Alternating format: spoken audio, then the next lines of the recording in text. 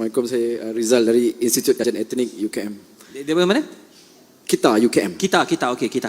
Saya ada dua soalan, saya cuba pendekkan. Kalau terpanjang minta maaf Ustaz.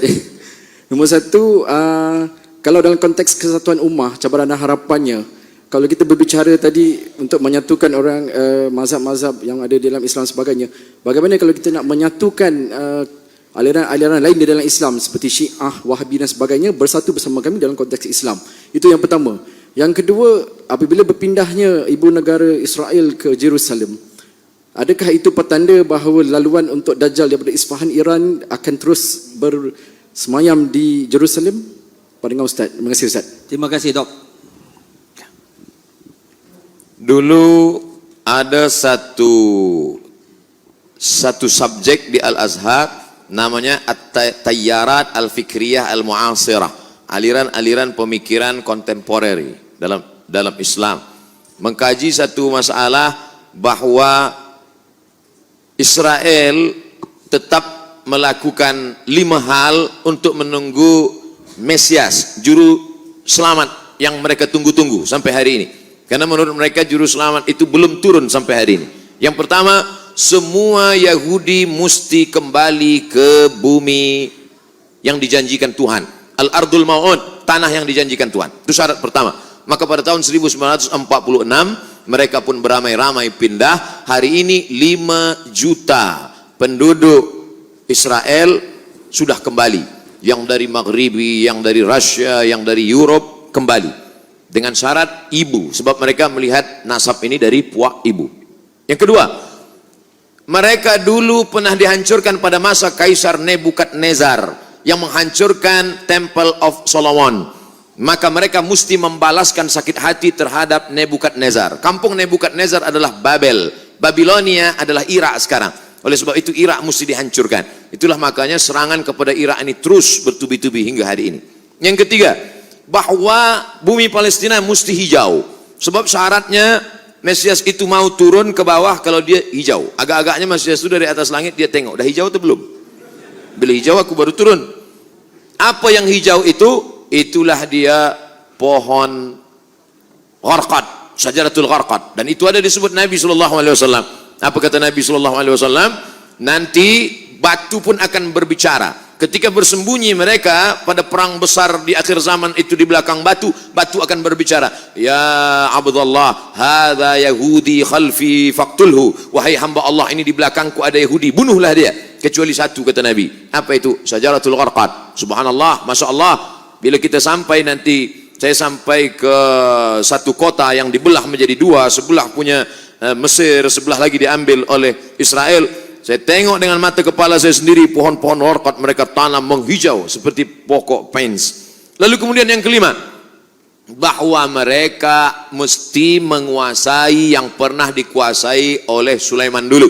Maka itu disebut dengan Great Israelian, Israel Raya, Israel besar. Mana batasnya?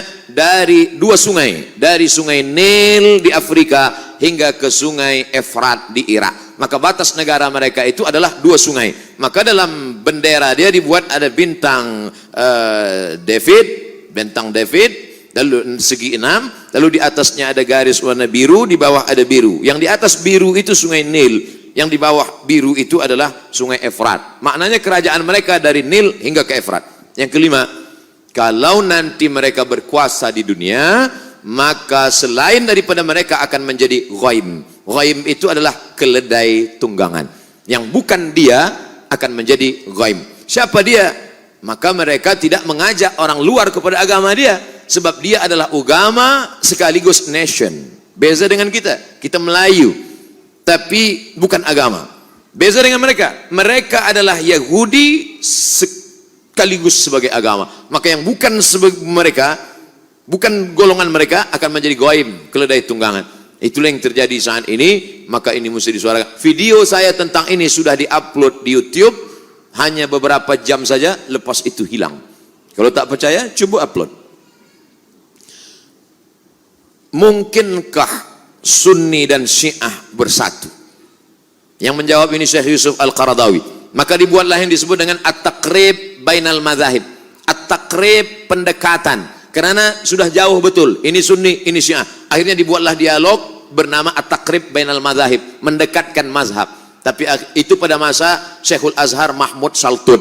Berlanjutlah kepada Syekh Yusuf Qardawi. Kata Syekh Yusuf Al-Qardawi, akhirnya saya tak sanggup. Kenapa? Mereka mengajak takrib bainal madzahib, tapi sebenarnya mereka sedang melakukan tasyyi'us sunnah, mensyiahkan ahli sunnah. Di mana letak perbezaan kita dengan mereka? 5. Yang pertama, mereka berkata selepas Nabi SAW meninggal, dunia ini dipimpin oleh Sayyidina Ali. Ali meninggal dipimpin oleh Sayyidina Al-Hasan. Hasan meninggal dipimpin oleh Sayyidina Al-Husain. Husain meninggal dipimpin oleh Ali Zainal Abidin. Ali Zainal Abidin meninggal dipimpin oleh Muhammad Al-Baqir. Muhammad Al-Baqir meninggal dipimpin oleh Ja'far Shadiq. Ja'far Shadiq meninggal oleh Musa Al-Kazim. Musa Al-Kazim meninggal oleh, terus sampai ke bawah, imam yang 12. Imam yang ke-12 sedang bersembunyi sekarang, belum keluar. Sementara imam 12 ini belum keluar, dunia dipimpin oleh wilayatul faqih yang sekarang dipimpin oleh Khamenei. Siapa yang tidak mengakui ini maka kafir. Itulah yang menyebabkan dia keluar daripada Ahlus Sunnah, karena Ahlus Sunnah tidak boleh takfir, mengkafirkan orang, sedangkan dia mengkafirkan kita. 2. Selepas Nabi SAW meninggal dunia, maka ada wasiat kepada Sayyidina Ali. Maka orang yang mengambil wasiat membatalkan wasiat itu berarti kafir. Abu Bakar dan Umar kafir. Makanya ada doa laknat sonamai Quraisy. Selepas sholat subuh mereka laknat, Allahumma la'an sonamai Quraisy. Siapa yang dimaksud dengan sonamai Quraisy? Abu Bakar Siddiq dan Umar Ibnul Khattab. Wa ma Muhammadun illa rasul. Muhammad itu seorang Rasul SAW. Qad khalas min qablihi rusul. Sebelum-sebelumnya Rasul sudah meninggal. Afa immata, kalau dia mati meninggal dunia. Au qutila, atau dia dibunuh. Apa kata mereka dalam tafsirnya? Qutila, Muhammad SAW mati dibunuh. Siapa yang membunuhnya? Sammahuma, sammahu. Ada 2 orang perempuan yang sudah meracunnya.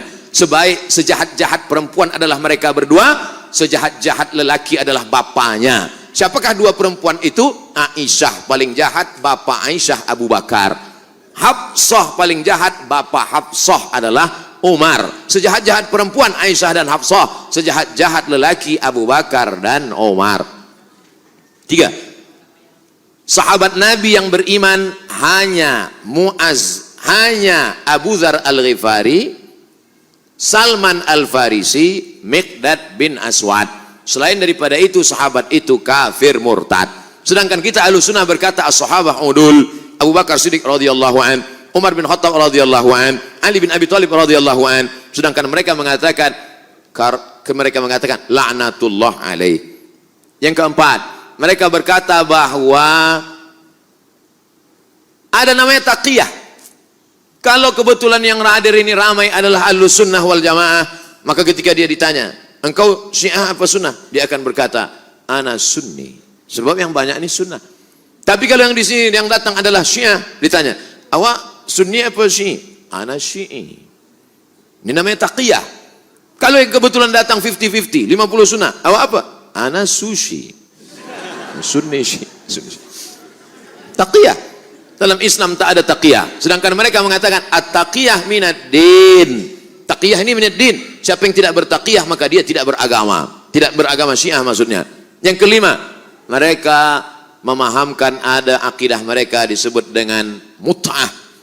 Hari ini mut'ah luar biasa. Berapa banyak orang terkena penyakit. Seorang dokter medikal di Bandung, dia buat dalam buku, dia tulis buku itu.